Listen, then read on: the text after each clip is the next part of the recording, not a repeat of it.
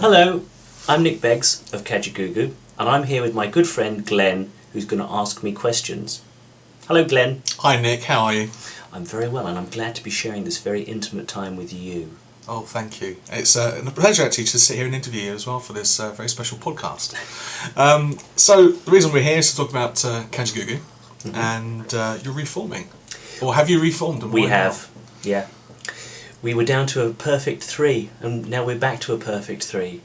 Why don't you say perfect 3? What happens to the other two? The other two, well, they were invited to get involved, but many things that happen within bands that have rendered that impossible, unfortunately. A lot of them to do with money, contracts and things like that, but we wish them well. Mm-hmm.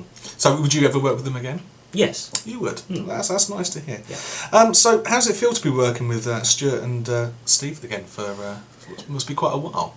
Well, I guess that's why I use the term the perfect 3, because we don't have too many problems within the dynamic of the 3 of us working together. Okay. We're still very good friends, have remained good friends for 27 years, and I think that's rare, really. I guess it must be. So I mean, you must enjoy working together with them. And do you ever fall out and things like that? No. You don't ever We fall have out? disagreements, Yeah. but they're very gentlemanly. So it must be a lot of fun to work with them again. Yeah. Okay. Is it not difficult, working with Stuart? 'Cause I understand he's not in the UK. Stuart lives in Northern Ireland, and he has a career in computers and sales and marketing. But he comes back to Leighton Buzzard, which is where I live and where Steve lives, to work in Milton Keynes. And while he's here, during the weeks, we share files and write and record and rehearse. But the internet is such an incredible thing now that we can file share anywhere in the world, and that's how we're facilitating the making of this new record. So going on to the new record, new album, do you have a title for it yet? Keep on playing around with titles, but we haven't come up with a definitive, and I think that's the process that you go through every time you make a record, really. You come up with hundreds of possible titles, but who knows what the final one will be. Well, I guess people think, Kajagoogoo, everything's sort of related to the 80s. What can we expect from the new album? Is it going to be Kajagoogoo of old? Is there going to be elements of that in there? Or how would you describe the new album coming along now? I think we feel very much the need to herald back to the original album of the White Feathers, and then the second two, but I think we want to capture some of those original synth sounds that we used to use and make it sound really retro. So, the listener will be able to expect to hear lots of sequencers, lots of big harmonies and electric drums, but we're also going to use some more modern sounding stuff too. A bit of a hybrid. Okay, well, you mentioned there there's just the perfect 3 now. Obviously, you're going to be in the need of a drummer. Who do you have drumming with you currently?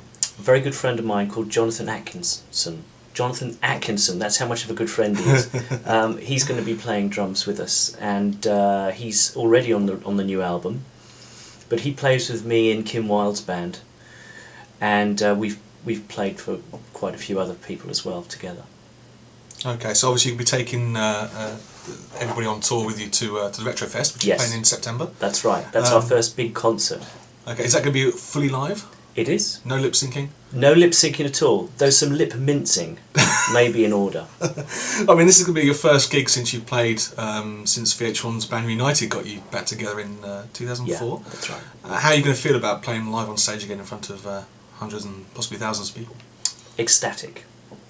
It will be absolutely fantastic, and we're opening the show, opening the whole weekend Retrofest festival, and we're all very excited about it. We used to love playing live as a band, and I've been fortunate enough to carry on doing that for 25 years. This is my 25th year as a professional player.